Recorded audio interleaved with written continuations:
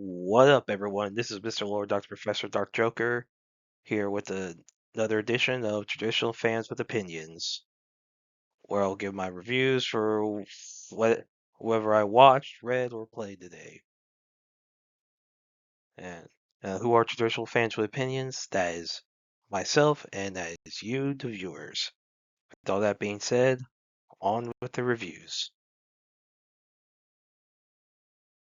My Hero Academia, Season 8, Episode 1. So, this is starting, the final season of My Hero Academia, which has been one of the best superhero shows of the past 10 years. You know, yeah, this is like big season premiere. Released a little later than it should have because Crunchyroll decided to be a bunch of retards. You know. Anyway, this mainly focuses on All Might's final fight against All for One. So All Might is using like an armor that its features like are basically copy the powers of different like I guess different students at UA. So basically they're fighting, and then so we see like there's some flashbacks that All Might reflects. His first meeting with Nana Shimura, and basically he talks about how he wants to be a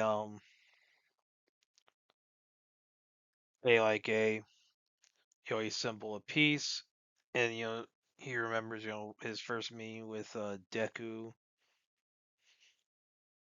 And so like basically this just shows like his and next episode looks like based on because I've read the entire manga.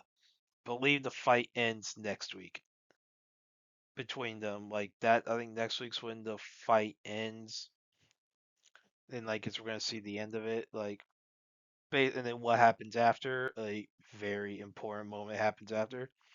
Then at the end you see so a villain named Kunieta has captured like Fat Gum, Aoyama, a few others,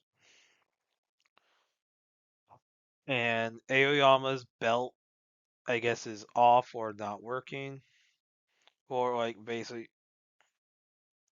So then Hugga, Invisible Girl arrives, and so Aoyama, aka can't stop twinkling. Um, basically Hugger's able to Aoyama uses his naval laser, and so Invisible Girl's like light refraction ability allows I guess basically their quirks to like work together to do an ultimate attack that defeats Kunia, which frees the heroes. Or at least I guess that when they still to destroy all those plants, whatever. And then, Stain arrives at, where All Might All for One are fighting. And yeah, so then, obviously he's gonna arrive, help out as the previous shown. And of course then we see like an All Might card that Bakugo had, near the campus. Uh basically if anyone's read the manga knows what that's hinting at. But yeah, it's going to be pretty like this is going to be a big season, one of the biggest anime seasons like of the year. Like also My Hero Academia being one of the big heavy hitters. And Crunchyroll decided to screw up on this day with a bunch of premieres. What a bunch of freaking retards. But yeah, I really like this episode. I like the animation, the combat, dude. All Might versus All for One, like the final fight. Let's go. So yeah, I really like this episode. Looking forward to the next one. Spy Family Season 3, Episode 1. So this episode has like two segments. First one, Berlin Panic. So in the first segment, Lloyd, Yor, and Anya and Bond are basically they're at a carnival. Bond's enjoying, basically Anya's enjoying herself, eating ice cream, basically looking at, basically she was having fun. Lloyd's, trying to make sure they look like a normal family, so he should just buy some candied apples. And then like Anya and Bond started chasing after some balloons, right? Then Bond has like this vision of like a bunch of trees and debris like go around hurting people, possibly killing some people. And Anya sees it, so she's concerned, trying to figure out how to deal with it. Figure out she uses a reminder how to figure out how to deal with it. Obviously, she can't tell Lloyd and Yor about it for obvious reasons. So she says, "I want to go home," and Lloyd's like, "Wait, we just got here. Wait," she's like, Lloyd's thinking, "Does she have a stomach ache?" Because he was wondering if she has a stomach ache because he said if you eat the ice cream too fast, you're gonna get a stomach ache. He didn't even mention a brain freeze, which it's kind of funny. He's like, if you eat too fast, you might get a brain freeze. He didn't even mention a brain freeze, which I found funny. I was like, well, that might say a lot about what he thinks about her intelligence. Which also I don't blame him. There isn't much of a brain inside of Anya. But yeah, so Anya says, "Oh yeah, I want to go study." Lloyd's like, "Yes, he finally's taking it seriously." So he's like, "All right." So they head back. Basically, the route they go, like they come across like this construction worker who's like basically he's like the only one working. So like he has like bags on him, so he's probably very tired, doesn't get a lot of PTO or comp time. And some reason there's no foreman around because I'm guessing he's not. I don't know if he. I'm guessing technically he is the foreman since he's the only one there. Which yeah, there's some like basically one. You should never have just one guy there. There's a lot of freaking problems with that. Like because there's not even a spotter.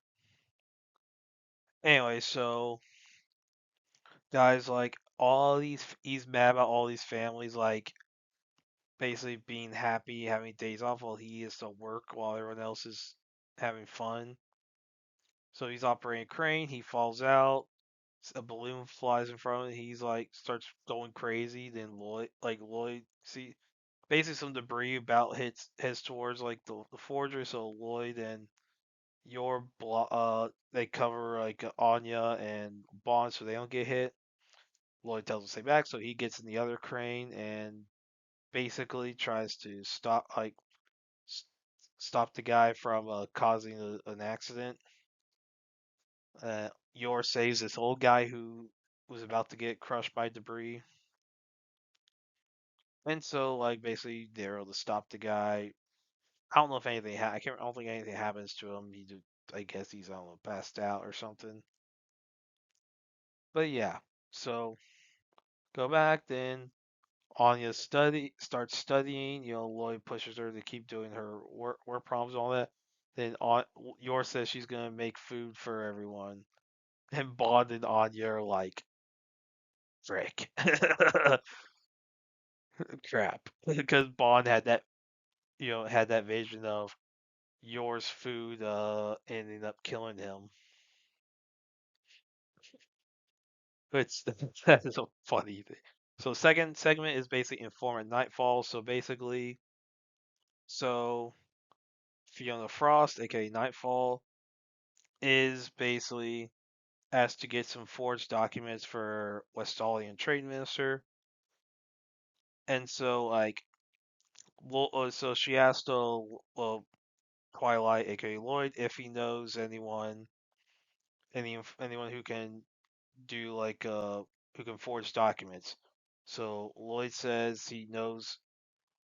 Lloyd sends her in the direction of Frankie because while he doesn't know if Frankie knows how to do it, Frankie probably at least knows someone who does. So Frankie leads Nightfall to you to a nightclub after sending a message to his associate named Mr. Quill. And so basically as you of course Nightfall, her person she doesn't have the best personality in the world. Like I'm also kind of surprised she's made it this far as a spy. I mean, let's be with her personality, the fact that she's hot is the only thing helping her in her spy career. Let's be real here. If she wasn't hot, her personality would screw up her entire spy career. But but Frankie like goes around pretending that Nightfall's his girlfriend. Everyone's like, wait, what? Because they're all shocked at Frankie having a girlfriend. So I guess apparently, frankly, Franklin is not his real name. You know, I guess he just uses it as an alias. So I'm wondering what I can't. I'm trying to remember what it was if his real name has been revealed yet. But anyway, so apparently Mr. Quill he's refusing to cooperate because like the SSS. Well, the SSS already knows his face, so he kind of has to go be in hiding a lot.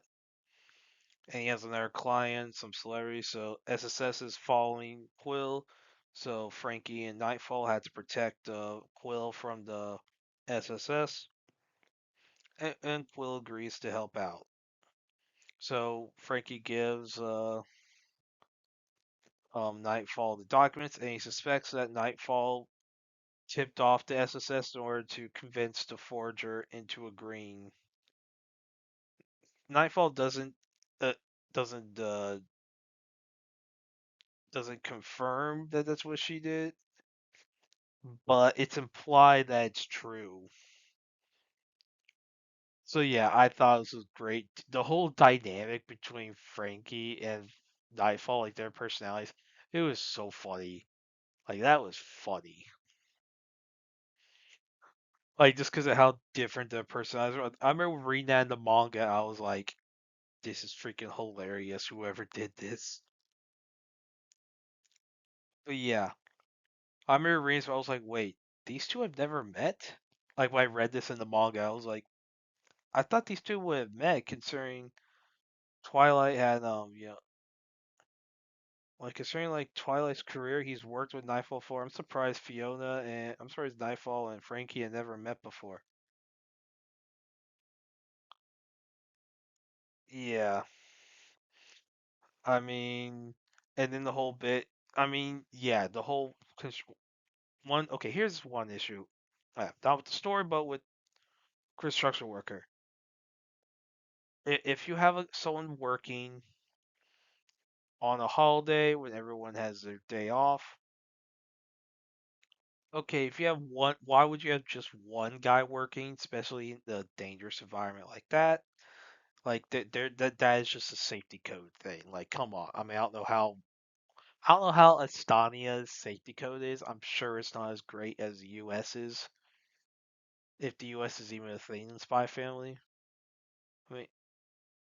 I mean, really, there's a lot. I'm like, OSHA would have a field day with that guy, or at least with his bosses. And like, I don't know if there's. It sounds like I guess he's not the foreman, even though sometimes a foreman can operate a crane. So technically, maybe he could. I guess he's like a foreman for the day, but yeah, but yeah. So I thought it was a great episode. It's a nice return. If only Crunchyroll didn't screw up the freaking releases today. Dear gosh, I mean, get your stuff done on time. I'm like, things were already animated. Get your subtitles worked out, which honestly you could just use AI for that. AI, then touch it up with grammatical corrections. Boom. If it was really subtitles, which yeah. All right, so I really like this episode. Looking forward to the next one. Kingdom season 6 episode 1. So in this one, um this starts out with Limu going towards, Yin Jing, basically like, you know, basically like he'll say hey, he knows that, Zane wants to take a like basically unite China. Like basically, yeah, so he wants to help him like he knows that basically Zane wants to unite all China, basically to end war between all different nations in there. And like basically he's like the like Limu says, "Hey, if you go down this route, a lot of people will die in war. even though war will end, so he proposes like, hey, let's have an alliance saying, hey, if any one nation, like basically a peace treaty says, hey, if any one nation breaks it, all six will invade and destroy. Zin says that could work for a short period of time, but that will not work but it will not work in the long term because after they're gone, someone they will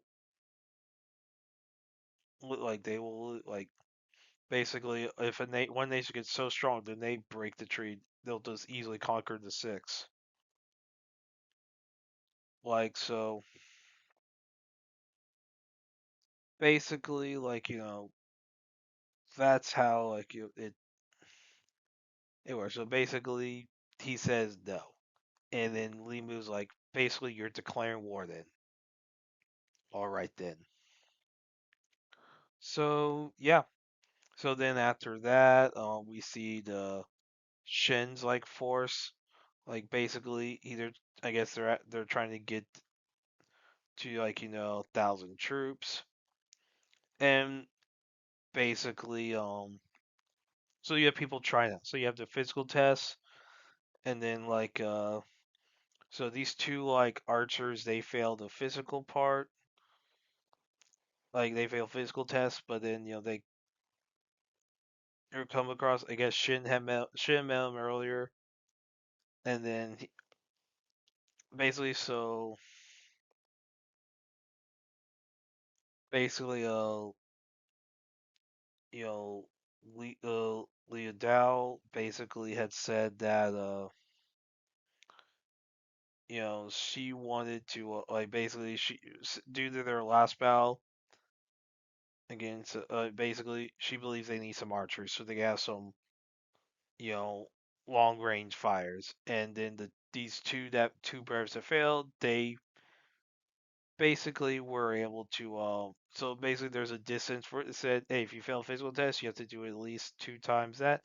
Yeah, they shoot it from 10 times their minimum distance, and so they're in. They're in.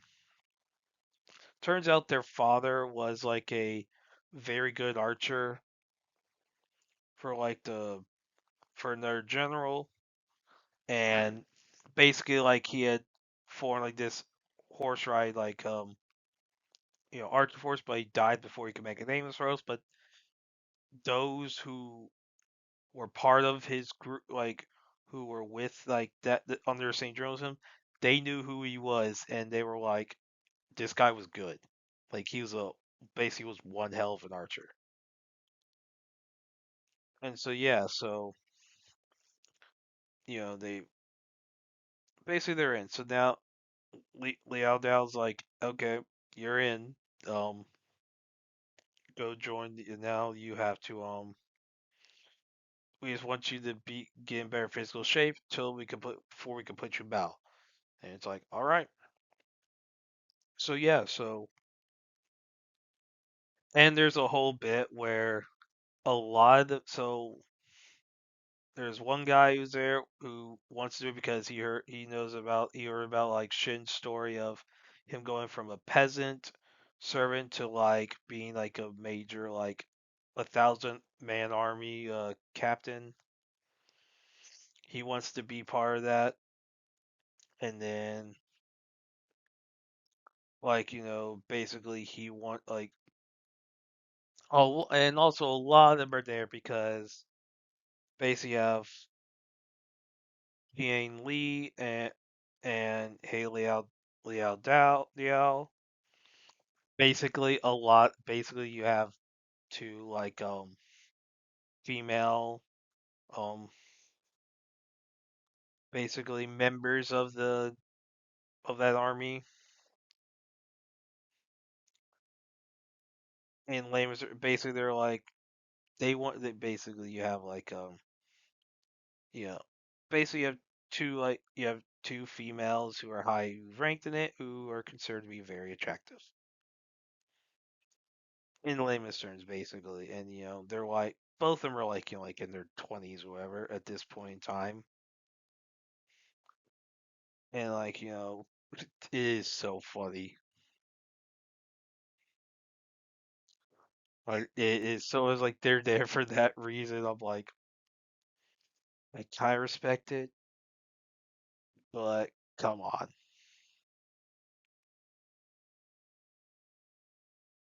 I was like, I respect your reasoning, but if you lose, like I thought it was funny.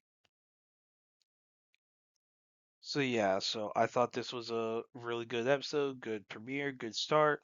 We're about to see like like I believe we're about to get into the Western Zhao invasion arc. I believe is what we're getting to. See, I really like this episode. Looking forward to the next one, and I hope Crunchyroll doesn't freaking screw up the release schedule again. Get your subtitles released on time. You know, guess what? It's anime. It's subtitled. You know, most anime fans prefer subbed. So get your subtitles worked out. Get whatever issues. Don't let whatever happened today happen again. We return to season 3, episode 1. So in this one, so this is starts the New World arc. So like you have like you know basically in like like in it so Fushi like had, his roots have spread around the whole earth, and like so like basically it's the modern era New World arc. He wakes up and basically the beholder tells him that he can like disconnect and reconnect his rope, so he doesn't have to worry too much. So he can actually move around now. And so like then like some of I guess Fushi's like basically all of his friends who are like inside of him, they start waking up. So March wakes up, ends up in a museum, and like she's like all alone. She sees these statues of these natives from so she's all alone, but she ends up in being taken care of by some family. When Fushi finds her, he's like sad, I guess, but he's okay. He's like so like Fushi ends up he gets hit by a truck. He doesn't get isekai'd. And like, but he of course immediately regenerates. He's like, wait, what horse is pulling this thing? He almost pulls an Attack on Titan, and then like basically, I guess he doesn't know about the smartphones, all that. So like, of course, like basically he tries coffee for the first time, or coffee, boba tea, where the frick it was, and then like so and he comes across like some kid named Yuki. So there's like these middle school students. So Yuki, I guess, runs like this occult research club. He has the theory that like hey, all the roots trace back to Ridrill, which he's right about. And like when they stop growing, that's the when would be the best time to cut them down, which he's right about because that's when Fushi awakes. And he's like maybe it's like the messenger of God, not necessarily what's the case there, but like basically it's referring to Fushi. And apparently there's like a story with involving Fushi's name. So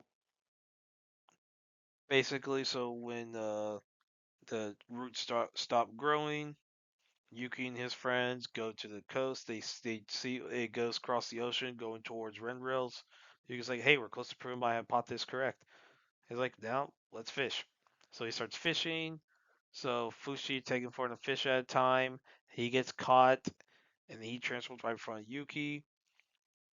And then like so, Yuki chases Fushi.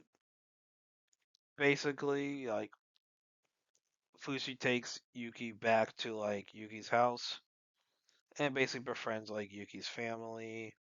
Basically, kind of like starts staying there. And then you have this whole bit. There's this girl named Mizuha who like basically keeps joining and quitting different clubs. Once she accomplishes what she wants to accomplish from a club, she quits and joins another one. Basically, like she like can do a lot of stuff, and she felt some nostalgia when she heard the name Fushi. She's not. She wants to join the occult club. But I guess she isn't able to do like whatever. So she wasn't able to, I guess, see Fushi, see where the trees led to. So yeah, then the episode ends with Fushi and Mizuha coming across her.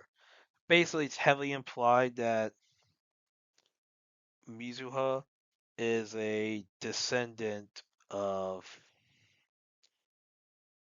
Heisei, and potential like reincarnation, and like basically like it's heavily implied, and yeah, I mean, because of course, like she is like with all stuff with her her descendants, like I don't know who she had a kid with, but like basically have all the so like basically Mizuha being of like I guess and she kind of Mizuha kind of looks like Hazley, so I think and basically for what I do know about the manga, she is of that bloodline. So she probably has some ancestral memory thing. I don't know if the knocker's still there. And then yeah, so if the knocker's still there, that's a whole other thing. And then yeah, so then we'll see also so yeah, this good start to the season, introducing a new world, introducing some new characters. So yeah, I like this episode, looking forward to the next one. Tojima wants to be a Kamen Rider episode 1. So this is a new show, so basically the main character, Tanjiro Tojima, basically he grew up a fan of the original Kamen Rider TV show from the 70s. Like, so we see footage like from the old show, and you hear the original theme song. And so basically, so as Tojima grew up, so in high school, some girl approaches him, asks him out. He says yes. Then she says sorry, and it's a real basically she lost a bet and had to do that as a prank. So she feels bad about it, and later sees him near like the river, and goes to like apologize. He's like it's fine. Then these like delinquents from nurse school, they see the girl without her boyfriend, so like they're like, hey, you split from the guy because this dweeb ain't freaking dating you. So delinquents try to take her to like with them. Tojima beats him up to and saves her. Then the next day, those same delinquents go by school and basically threaten the girl. They basically say want to see Tojima, so Tojima confronts them. They beat him up. Then he gets up. He reveals like he has like he drew like a Kamen Rider belt on his like chest wear. So he does like a transform sequence. Basically nothing happens, but he just I guess feels stronger. So he like beats him up. And then the girl gets scared because I guess because his face is all bloody. Like he looks like I guess like basically he like his face doesn't look normal after getting beat up, whatever. So basically, Tojima like spends the next. Basically, he spends like all his time training like in the woods. Like he's like strong enough to beat up a bear. Like he's tough, and he has a construction job. He right after he sells like his Kamen Rider memorabilia, because basically he didn't want to die alone and have someone like throw it all out, so he just sold it. Probably got some good money out of all the stuff he had. Like, I mean, those would sell very well at conventions. Like, you should have gone to a convention to sell it, if I'm being honest. But the guy I sold it to probably get a pretty penny selling at conventions, probably.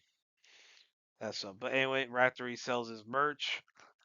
There's these fake shocker robbery start. So basically, you have like convenience stores, stick ups, all that. Basically, people using like the wearing ski masks and using like the vocal patterns and basically speech patterns like movements of Shocker, and basically like Tojima doesn't consider it too seriously because it's like the real Shocker wouldn't have like they wouldn't stoop down to that. They would be trying to conquer the world. So yeah, so Tojima then like when he's at a festival, he remembers like I guess his father like gave him some money, which he uses to buy some tokiyaki, whatever, like the squid like food, where and then like it's implied that his father banned him at the festival. So while Toji was there, you see like somewhere else this gangster giving ski mask to these guys, telling them that he was more of a fan of Shocker and that he wants them to be like Shocker, basically like being a fan of Shocker and just want to inspire him to become a gangster. So those three guys he gives like the ski mask to, they basically they attack the Takoyaki seller. Then Tojima sees like a Kamen Rider mask like on like this stall somewhere that has like all these masks. So he buys the mask, puts it on. He's like crying because like he tears of joy of being actually finally being able to act like Kamen Rider. So he like calls himself Kamen Rider and he beats up the, the robbers. And yeah, so I guess social media it's his actions was posted to social media where not his name's attached to it. I don't know. And then like yeah, so then we see this girl who I guess has like a full on outfit of tackle from uh like from the show like Kamen Rider Stronger. So which is that's like one of the later ones. That's one of the earlier ones, but like it's not the original show. So like, of course the full name is Electron Wave Humanoid Tackle, but a lot of people just say tackle. So this lady at the end of the episode, like basically she's like wanting to, she was mad because the comrade guy who was wearing comrade was only wearing the mask, not the full outfit. Well, she had a full outfit ready to like, I guess, go out there and fight the fake shockers. She was probably more mad that someone beat her to doing the copycat vigilante stuff. But yeah, I like this. I thought it was funny. Actually, using the common like when Tojima puts on the mask and beats up those robbers. The fact that he uses the common, you have the Kamen Rider theme song playing in the background. I freaking love that. That was awesome. Like having been a fan of the original show, like I really liked it. I don't know. I've not read the manga, so I don't know how many references there are to like, let's say some of the other Kamen Rider shows. Like I've seen which ones I've seen. I've seen the original. I've seen Kuga because they were on Tubi. Uh, did not like Zero One. Did not like Hasty Generations movie like that. The movie that I guess used a lot of the Hasty era characters. Let's see. I really liked Fudo Pai. That was awesome. I haven't seen Kamen Rider W, but I've seen the sequel Fudo Pai. Fudo Pai is awesome. But yeah, this episode for this new show, I thought this was pretty good. I liked it. Like as a fan of Kamen Rider, I enjoyed like this series. Like I enjoyed this episode. So yeah, I really like this one. Looking forward to the next one. Hopefully Crunchyroll does not screw up next week with like getting stuff out on time. Freaking retards. The Smashing Machine. So basically the only thing I watched today that wasn't affected by Crunchyroll being a bunch of retards. So, basically this is a biopic about, Mark Kerr, a two-time USC heavyweight tournament champion and like so this mainly focuses on his time in like in the Pride FC. Like this, it mainly focuses on that. So it shows like him fighting like shows when he had like when he first like his first fight against the Igor Valve Chongqing. Like basically it was initially ruled a loss for Kerr, but due to the illegal hits, it was ruled no contest. Now he and Igor didn't really hate each other. They were fine with it. They're they were like, hey, what up? Because I guess the fighters they don't hate each other once they're out of the ring. And so you have like obviously there's a brief period where this focus on Kerr recovering from his drug use because he had some drug problems. Like he did go into rehab. He did check out, and his wife, played by Emily Blunt, well, his girlfriend, Don Staley, they were dating. They weren't married yet. Basically, she had drug problems, especially with alcohol, and would basically go out drinking and stuff while Kerr was still dealing with recovery. Hey, one day at a time. One day, and like, of course, you have Kerr being his friend, his good friend Mark Coleman, the godfather of Ground and Pound, and like also like basically so her like recovers he recovers up to where he can do a fight like so he fights an instant Inoue who he beats after not like being able to fight him earlier due to like injuries rehab and all that. Then he makes it to of that tournament. He goes against a Kazuyuki Fujita. Now Pearl loses. He loses that fight, and he basically couldn't move. So like, and then it shows, but Fujita was injured, so he couldn't do anything. So Coleman then beats Igor in the finals and wins the $200,000 grand prize. And look in history, that's basically what happened.